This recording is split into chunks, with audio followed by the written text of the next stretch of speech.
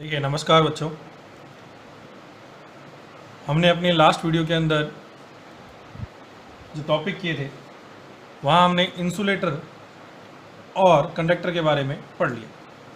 जैसा कि हम जानते हैं कि हमारा चैप्टर चल रहा था विद्युत आवेश तथा क्षेत्र की बात हम करके चल रहे हैं, तो इसमें आज हम इस वीडियो में दो टॉपिक की बात करके चलेंगे। पहला, प्रेरण द्वारा आवेशन यानी चार्ज बाय द इंडक्शन, और दूसरा विद्युत आवेश के मूलभूत गुण यानी fundamental properties of electric charge. हम इन दो टॉपिक के बारे में आज की वीडियो में डिस्कस करें। तो देखो, पहला हमारा जो टॉपिक है वो है प्रेरण द्वारा मेरे पास में आवेशन की चर्चा हम करके चलते हैं। तो देखो, प्रेरण द्वारा आवेशन, प्रेरण से ही मतलब समझ रहा है कि हम किसी को प्रेरित कर रहे हैं, यानी हम उसको बनाने की कोशिश कर रहे हैं। प्रेरणा यानी आप जब भी किसी को कहते हो कि हाँ मोटिवेशनल देते हो कि भाई ये काम करना ही है, तो आप प्रेरणा देते हो। तो किसी के प्रेरण द्वारा किसी का आवेशन किया जाए, यानी मैं उसको आवेशित होने के लिए प्रेरण कर रहा हूँ, इसलिए चार्ज बाय द इंडक्शन। तो हम कहते हैं कि कोई भी मेरे पास में, मान लेते हैं कि एक अनावेशित मेरे पास में, यानी जिसके ऊपर कोई भी आवेश नहीं है, एक अनावेशित मेरे पास में चालक है, और एक अनावेशित चालक जो मेरे पास में लेके चल रहा हूँ।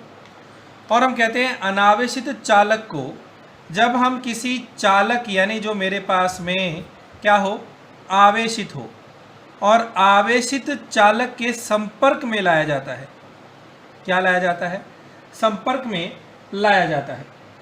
तो दोनों चालकों पर समान प्रकृति का आवेश फैलता है। यानी हमने कहा कि ये मेरे पास में एक अनावेशित चालक की जगह ये मेरे पास में एक अनावेशित चालक मान लिया, और इसी के साथ में मेरे पास में दूसरा ये आवेशित चालक है जिसपे मैंने मान लिया कोई धनावेश है मेरे पास में, माना गया है मैंने यहाँ पर। और हमने कहा कि ये मेरे पास में एक आवेशित है और ये एक अनावेशित है। तो जब मैं इसको संपर्क में लाता हूँ, यानी इसको, इस ए, यानी मैंने नाम दे दिया ए और इसको नाम दे दिया बी, तो जब हम ए व बी को संपर्क में लाते हैं, क्या करते हैं, उनका संपर्क करवाते हैं।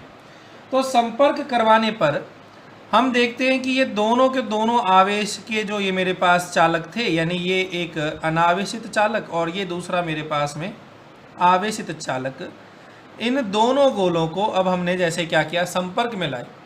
तो संपर्क में लाते ही इन आवेश पे, यानी इसके ऊपर भी मेरे पास क्या हो जाता है, आवेश चले जाता है, यानी अब दोनों पर आवेश आ चुका है।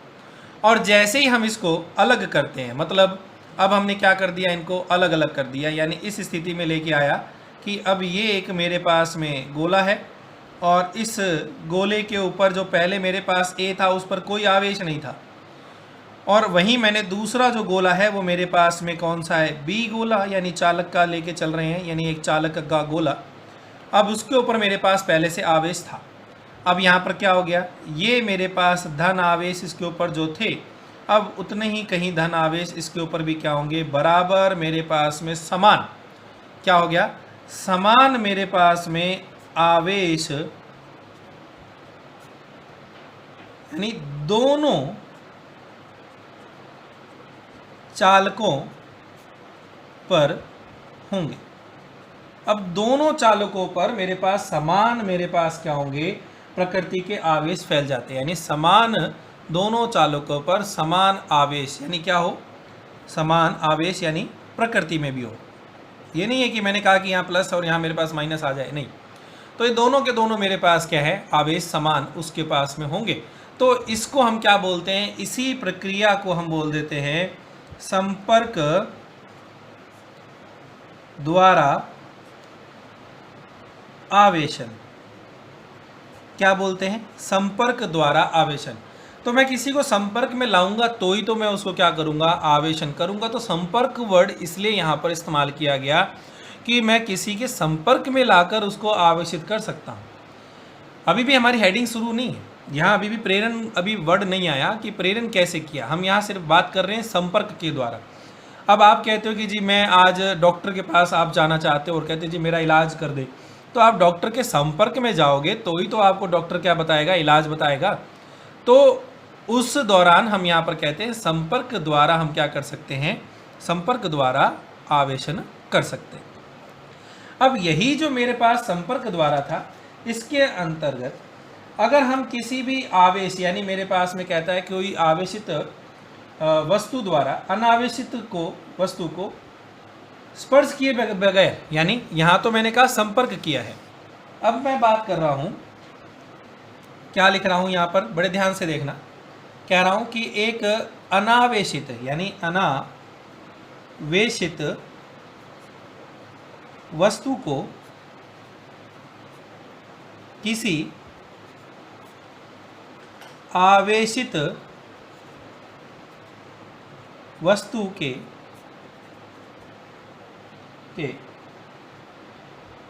स्पर्श किए बिना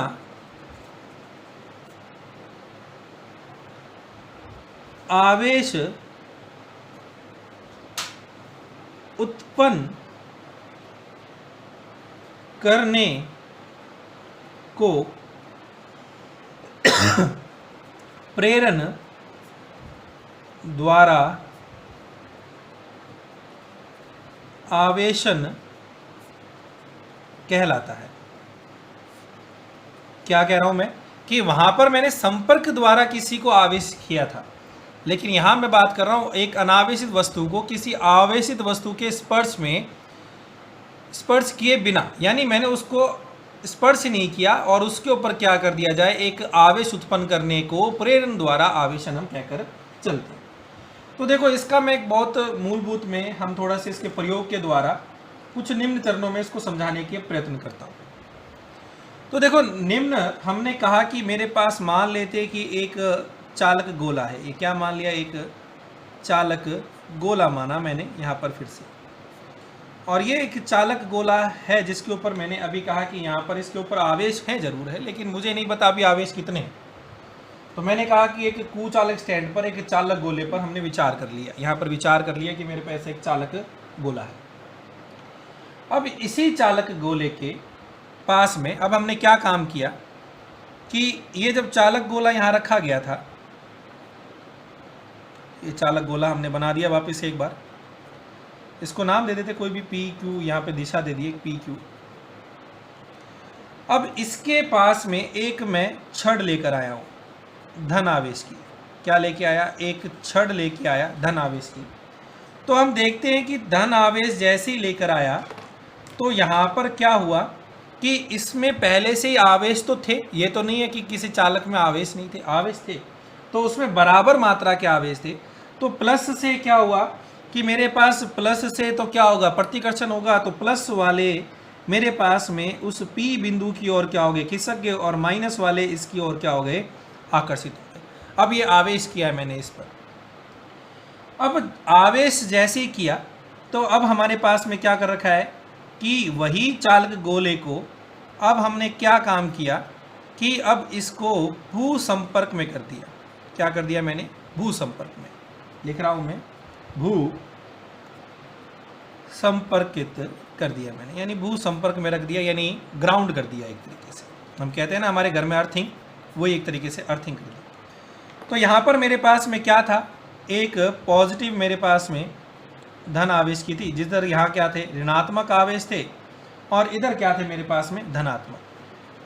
तो जो धनात्मक आवेश थे, एक तरीके से मैंने थोड़ा सा डायग्राम को उल्टा कर दिया है, तो धनात्मक आवेश जो थे वो भू संपर्क में होते ही वो क्या हो गए, जमीन के द्वारा, यानी क्यू भाग के जितने भी थे, यानी इधर के जितने भी मेरे पास आवेश थे, ये सारे के सारे क्या हो गए, उदासीन हो गए। क्या हो गए, उदासीन हो गए। कौन से उदासीन, कहाँ के, क्यू क्षेत्र के जितने भी आवेश थे वो सारे के सारे उदासीन हो गए, क्योंकि जैसे ही भू संपर्क में किया तो हमारे पास ये सारे के सारे प्रभावित हो जाते हैं। पृथ्वी एक चालक है, क्या है, क्योंकि ये पृथ्वी तो है, और पृथ्वी भी क्या है, मेरे पास में एक चालक है, और उस चालक के साथ में जितने भी इसके पास में एक्स्ट्रा थे वो सारे के सारे क्या हो गए, उधर पृथ्वी के संपर्क में आते ही उदासीन हो जाते। मैं इधर ये भू संपर्क के बारे में थोड़ा सा डिटेल और दे दूंगा। तो अब जैसे भू संपर्क में किया, अब जब हम क्या करते हैं, यानी भू संपर्क, यानी भू संपर्क को हटा दे, यानी अब भू संपर्क को हटा दें, तो जैसे ही हटाते हैं तो हम देखते हैं कि क्या होगा कि अब मेरे पास में इसके अंदर कौन से आवेश रह गए कि भू संपर्क से सारे के सारे चले गए। अब इसके अंदर सिर्फ और सिर्फ यहाँ पर ऋणात्मक आवेश रह गए और ये मेरे पास में धन की एक छड़ थी। और इसी छड़ को जब हमने आगे और किया तो देखा कि जब अब ये जो मेरे पास धन की छड़ थी इसको भी हटा दें तो अब मेरे पास में क्या हो गया है कि उस गोले के ऊपर कोई भी दूसरा आवेश नहीं रहा। अब उसके अंदर कौन से आवेश रह गए, सारे के सारे ऋणात्मक आवेश उसके अंदर हमारे पास में रह गए। तो इसी को हम क्या बोलते हैं, प्रेरण द्वारा आवेशन की बात करते हैं। यानी पहले पी क्यू के ऊपर कोई भी आवेश नहीं था, हमने एक आवेश लेकर आए, छड़ को उस पर हमने क्या किया, धन और ऋणात्मक थे उसको हमने ऋणात्मक आवेश से कर दिया। यही सारी प्रक्रिया आप उल्टी कर सकते हो। अगर आप ऋणात्मक की छड़ लेकर आओगे तो वही भू संपर्क करने पर ऋणात्मक आवेश जितने भी थे वो भू संपर्क के मेरे पास में जो आवेश है धन आवेश उनके साथ में उनको क्या कर देगा, उदासीन, और मेरे पास में ऋणात्मक की जगह क्या मिल जाएगा, मुझे अब यहाँ पर धन आवेश मुझे मिल जाएंगे। ये था मेरे पास में प्रेरण द्वारा हम किसी को भी क्या कर सकते हैं, आवेश कर सकते हैं। अब इसमें भी कई अलग अलग और हमारे पास में लेकर आते हैं, जैसे आपकी बुकों में है जिसकी चर्चा अगर हम यहाँ पर ये समझ में आ जाता है तो हमें इससे आगे जाने की जरूरत नहीं पड़ती। देखो अब इसी में हम दूसरा और बात करते हैं, इसी के अंदर ही है, अगर हम दो वस्तुओं को अलग अलग आवेशित करना चाहते हैं तो हमने वापस से कुचालक स्टैंड पर एक चालक गोले की कल्पना की। ये मेरे पास एक चालक का गोला है और ये नीचे है ना, ये कुचालक स्टैंड है सभी में। तो हमने यहाँ पर एक मान लिया A और एक मेरे पास में मान लिया मैंने B, एक चालक गोला, दो ये गोले मैंने यहाँ पर संपर्क में मान लिए। अब जैसे ही संपर्क में ये दो गोले मैंने यहाँ पर मान लिए हैं तो अब इसके ऊपर अभी तक मैंने आवेश की गणना नहीं की, अभी तक कोई आवेश नहीं है, संपर्क में है। ये पहले कह रहा हूँ ये संपर्क में है। क्या है ये, संपर्क में है। कहीं आपको उसी संपर्क में कैसे नहीं है, तो ये संपर्क में पहले बता रहा हूँ। अब संपर्क में होने पर अब हम एक क्या लेकर आए, वापिस से एक धन आवेश की मैंने फिर से एक छड़ मान ली और वही सेम काम फिर से किया। अब की बार मैंने यहाँ पर एक गोला मान लिया फिर से A और इस A गोले को भी भू संपर्क में है और इसके साथ संपर्क में कौन सा गोला है, B गोला है। अब जैसे ही इसको लेकर आया तो हमारे पास में क्या थे, इसके अंदर आवेश थे। तो सारे के सारे ऋणात्मक आवेश इस तरफ आ गए और जो धन आवेश थे वो क्या हो गए, सारे के सारे उसके दूसरे कोने पर प्रतिकर्षित होकर चले गए। अब जैसे ही प्रतिकर्षित होकर गए, संपर्क में थे। अब हम इस संपर्क को जैसे ही हटा दें तो क्या होता है, हम देखते हैं कि मेरे पास जो ये A गोला था, इस A गोले पर तो सारे के सारे ऋणात्मक आवेश रह गए और दूसरा जो B गोला था उस B गोले पर क्योंकि वो सारे के सारे धन आवेश प्रतिकर्षित होकर दूसरे कोने पर चले गए और जैसे ही हटाया तो दूसरी ओर मेरे पास क्या रह गए, प्लस आवेश उस गोले पर रह गए। और इस प्रकार से मेरे पास में एक A और एक B, दोनों के दोनों गोलों को मैं एक ही आवेश से भी मैं क्या कर सकता हूँ, उसको आवेशित करने का भी ये मेरे पास में क्या है, प्रेरण द्वारा मैं किया जा सकता है। यानी मैं चाहता हूँ कि मेरे पास में एक ऐसा गोला हो जिसके ऊपर सिर्फ ऋणात्मक ही आवेश हो, तो भी मैं उसको इस प्रकार से कर सकता हूँ जिसको भू संपर्क की आवश्यकता ना पड़े। तो ये हमारे पास में थे कि दो चालक आवेशों को अलग अलग करके हम यहाँ पर क्या कर सकते हैं, उनको कर सकते हैं। ये था मेरे पास में प्रेरण द्वारा आवेशन की प्रक्रिया, हम यहाँ पर क्या कर चल सकते हैं। इसी के ऊपर भी एक प्रश्न पूछा सकता है, जैसे आपके एनसीईआरटी बुक में या राजस्थान बोर्ड की बुक में, दोनों पे ये प्रश्न अधिकतर मिलता है। प्रश्न है, आप किसी धातु के गोले को स्पर्श किए बिना कैसे धनावेशित कर सकते हो। क्या प्रश्न में मैं लिख देता हूँ, फिर भी प्रश्न क्या लिखता है कि आप किसी धातु के गोले को स्पर्श किए बिना कैसे धनावेशित कर सकते हैं। तो आपको पता है स्पर्श का मतलब कहाँ था, प्रेरण द्वारा में, तो हम यहाँ पर क्या लिखेंगे, प्रेरण क्रिया द्वारा हम इसको क्या कर सकते हैं, आवेशित कर सकते हैं। यहाँ धन की जगह कई बार ऋणात्मक भी लिख देता है, तो ये एक प्रश्न था जिसका आपका उत्तर यही है कि इसके द्वारा हम कर सकते हैं। और अगर ये 3 नंबर में हो तो हम थोड़ी सी डिटेल में इसका क्या कर सकते हैं, उत्तर देकर चल सकते हैं। अब देखो हमारी नेक्स्ट हेडिंग ये था प्रेरण द्वारा आवेशन में। अब देखो हम अपनी नेक्स्ट हेडिंग के ऊपर बात करके चलते हैं। तो देखो नेक्स्ट हेडिंग मेरे पास क्या थी, विद्युत आवेश के मूलभूत गुण की बात कर रहे थे कि विद्युत आवेश के मूलभूत गुण क्या हैं, उनके बारे में चर्चा करके हमें चलना है। तो देखो मूलभूत गुण की बात करके चलूं कि मूलभूत गुण है क्या, कि भाई हम बताना चाहते हैं कि भाई इसके मूलभूत गुण क्या मिलेंगे, किस प्रकार के मूलभूत गुण हैं, क्या प्रॉपर्टीज है। तो हम यहाँ पर fundamental properties of electric charge की बात करते हैं। तो देखो हमें ये बताया कि मेरे पास 2 आवेश हैं, एक तो मेरे पास पॉजिटिव है और दूसरा मेरे पास में नेगेटिव है। ये हमें बार बार पता चल चुका है, इसको बार बार कहना भी हमारे पास में। तो देखो कुछ महत्वपूर्ण गुणों का वर्णन किया जाता है, तो उसमें पहली जो प्रॉपर्टी निकल कर आई वो थी मेरे पास में विद्युत आवेश की योज्यता, अंग्रेजी बोलूं तो एडिटिव या एडिटिविटी ऑफ इलेक्ट्रिक चार्ज। तो देखो एडिटिविटी ऑफ इलेक्ट्रिक चार्ज की बात करें तो कहता है किसी भी निकाय में उपस्थित सभी आवेश, यानी ये इसका कहने का मतलब है कि कोई भी मेरे पास सिस्टम मान लिया, तो सिस्टम में जो मेरे पास टोटल जो भी आवेश होंगे, यानी मैंने कहा कि आवेश जितने भी हैं, यानी कोई भी सिस्टम में मेरे पास में उपस्थित यानी प्रेजेंट जितने भी मेरे पास में आवेश होंगे यानी चार्ज होंगे, उनका हमारे पास में क्या होगा, बीजीय योग के तुल्य होगा। यानी उन सभी को ऐड कर दूं तो उनके बराबर मेरे पास उस निकाय में टोटल मेरे पास आवेश निकल कर आते हैं। तो हम इसको ऐसे भी लिख सकते हैं। फॉर एग्जांपल मैं आपको एग्जांपल बताता हूं कि कैसा एग्जांपल में तौर पर। तो देखो एग्जांपल के तौर पर बात करूं तो हम ऐसे लिख सकते हैं इसको कि फॉर एग्जांपल हमने कहा कि एग्जांपल में धन आवेश की बात करूं तो धन आवेश उसके अंदर कितने हैं मेरे पास में, तो हमने कहा कि प्लस का पीई मेरे पास में, यानी पी फॉर मेरे पास में क्या है, उसकी संख्याओं की बात करूं निकाय के कुल धन आवेश। वहीं मेरे पास नेगेटिव की बात करूं यानी ऋण आवेश की बात कर रहे हैं, उसको हमने लिखा माइनस का मेरे पास में एन ई।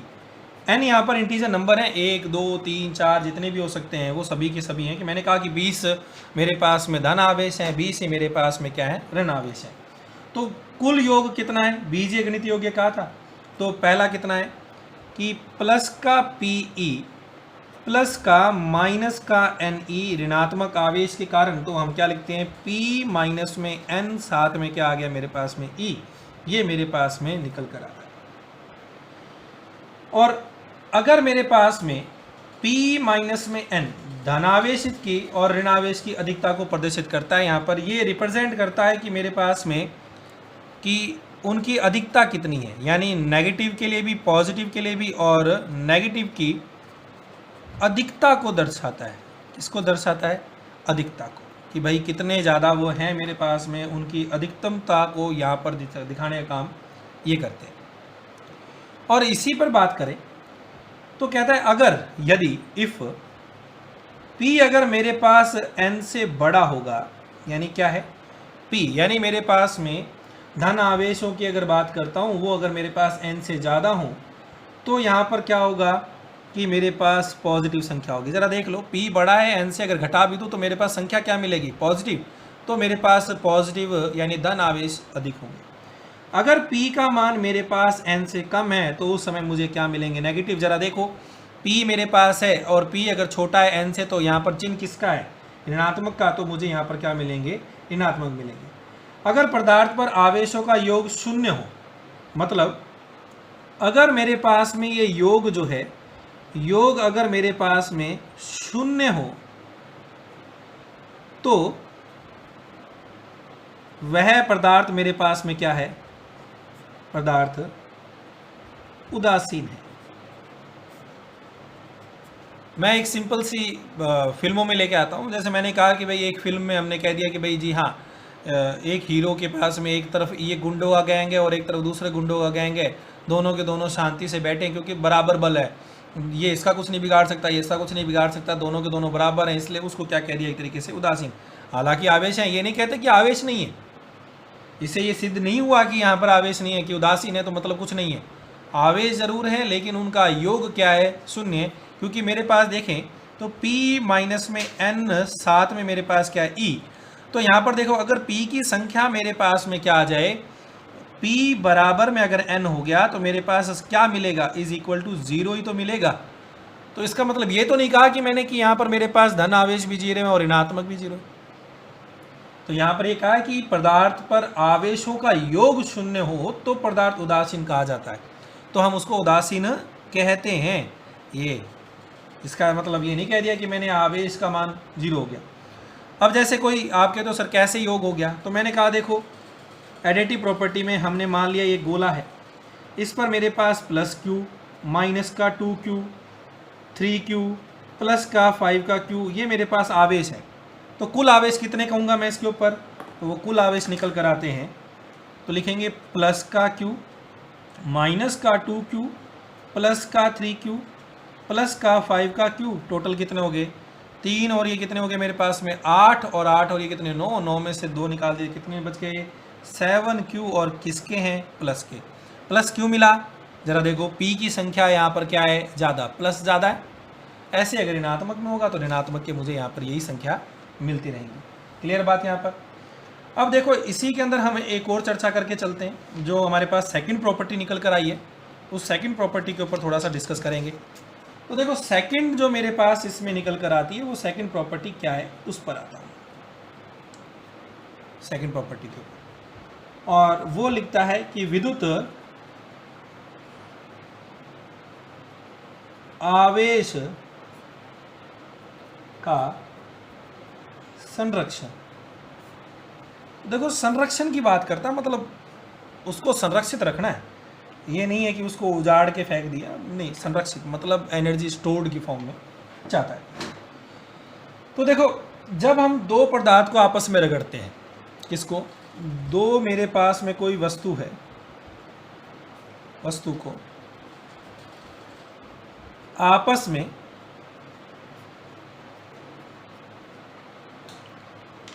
में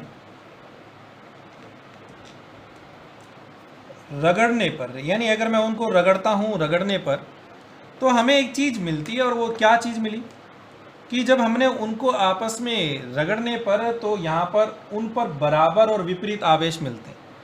यानी मैंने किसी को, जैसे मान लो ये पेन है, इसको रगड़ रहा हूँ, तो इसके ऊपर मेरे पास बराबर के ऋणावेश और बराबर के धनावेश मेरे पास क्या होंगे, मिलेंगे। ये नहीं है कि उस पर अलग मिल गया, इस पर अलग मिल गया। तो ये मात्रा ठीक बराबर होती है, यानी ये नहीं कहा कि मेरे पास ये मात्राएं अलग अलग होती हैं अगर मैं कभी भी घर्षण में करूँ।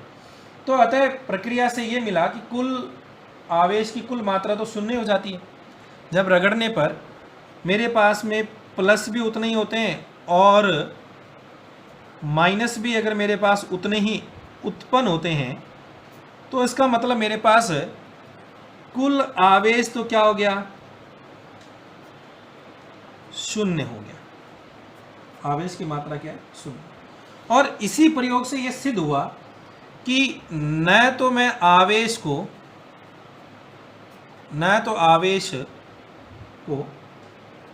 उत्पन्न कर सकता हूं, उत्पन्न किया जाता है, और न ही आवेश को नष्ट किया जा सकता है। मतलब वो तो पहले से ही है, मैंने कहा नष्ट किए, उस पर वो आवेश तो था ही। तो देखो मैंने ना तो वो आवेश को बनाया कि जी भाई पहले से प्लस को मैंने और बना दिया, वो पहले प्लस थे, वही मेरे पास चाहे ऋणात्मक में।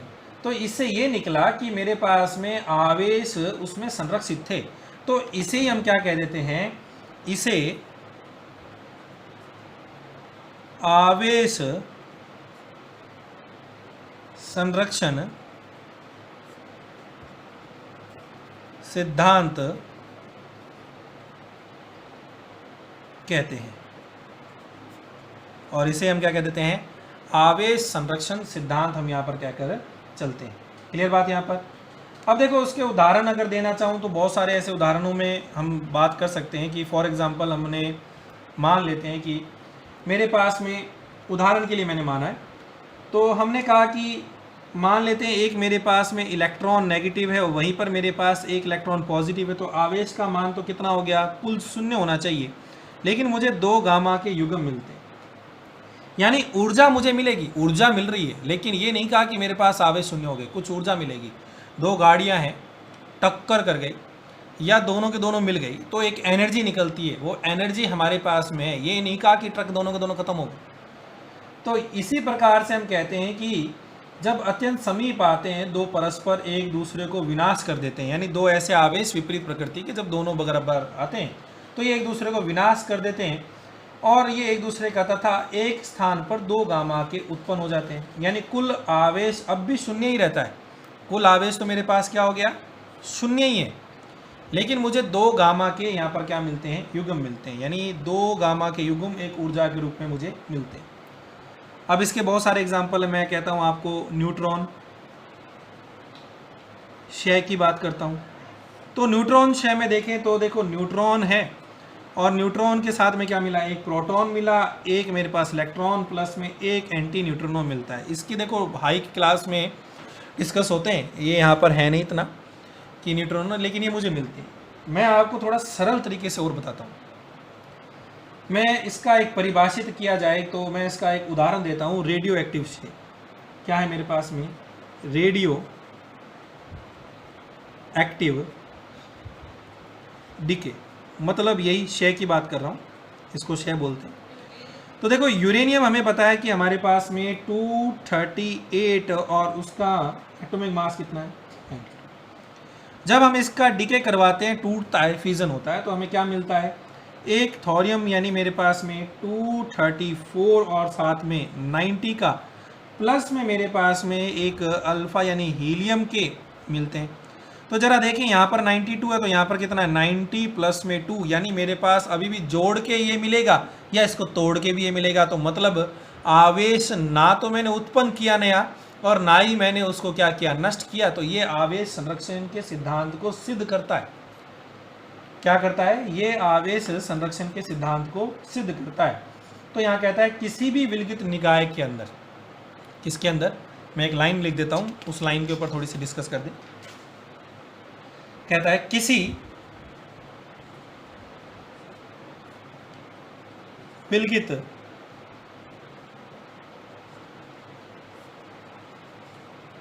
निकाय, थोड़ा सा सॉरी मार्कर हल्का चल रहा है, मैं थोड़ा एक दूसरा कलर लेता हूँ।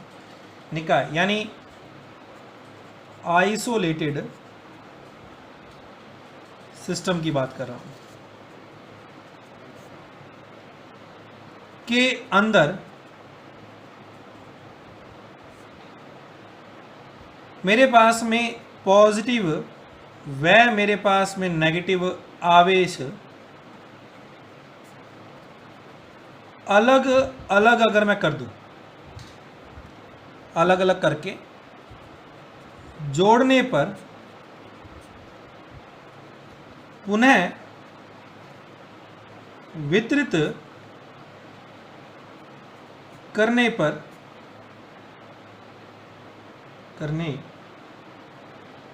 की विधि अपनाई जाती है।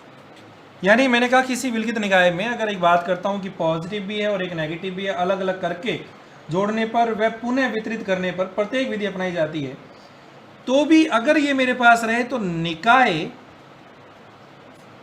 में कुल आवेश नियत रहता है। मैं सिंपल सी बात करता हूं कि मैंने कोई एक ये निकाय है जिसमें से ना तो कोई बाहर जा रहा है ना कोई अंदर जा रहा है। अब मैंने इसमें कह दिया कि भाई मैंने इसके अंदर कोई भी दाने गिर दिए, यानी मैंने उनको जोड़ दिया, यानी मैंने कहा प्लस के आवेश दे दिए और एक ऋणात्मक के दे दिए। अब मैं इनको चाहे जोड़ लूँ चाहे दोबारा वितरित कर दूँ, लेकिन निकाय में कुल आवेश तो नियत है। ये तो कहूँगा कि मेरे पास में उसके अंदर टोटल आवेश कितने हैं, वो तो मेरे पास अभी वही है। जैसे मैंने अभी अभी बताया था यूरेनियम के अंदर कितना है 238 और 92। मैंने इसको क्या कर दिया, थोरियम अगर मेरे पास 234 और साथ में मेरे पास में कितना आ गया 90 का, प्लस में हीलियम के मेरे पास 4 और 2। तो ज़रा देखें यहाँ पर Q 92 है, यहाँ Q मेरे पास 90 है और यहाँ Q मेरे पास में कितने 2। आवेश की बात कर रहा हूँ मैं। तो देखें अगर मैं इनको जोड़ दूँ तो 92 है, तोड़ दूँ तो मेरे पास 90 प्लस 2 है। तो यानी मेरे पास कुल आवेश तो नियत वही है, टोटल तो मुझे 92 मिल रहा है ना। तोड़ दूंगा तो भी 90 प्लस 2 है, या उनको जोड़ दूँ तो भी 92 है। तो कुल आवेश तो मेरे पास क्या स्थिर है, इसलिए हम इसको लिख सकते हैं समीशन n टेंस टू 1 से लेकर मेरे पास अनंत तक की बात करूं तो कुल आवेश Qn मेरे पास क्या रहेगा, स्थिरांक रहेगा। और ये मेरे पास आवेश संरक्षण के सिद्धांत को सिद्ध भी करता है और कहता है कि इसकी उपस्थिति में निकाय का कुल संवेग और कुल ऊर्जा, यानी निकाय का कुल संवेग व कुल ऊर्जा भी संरक्षित रहती है।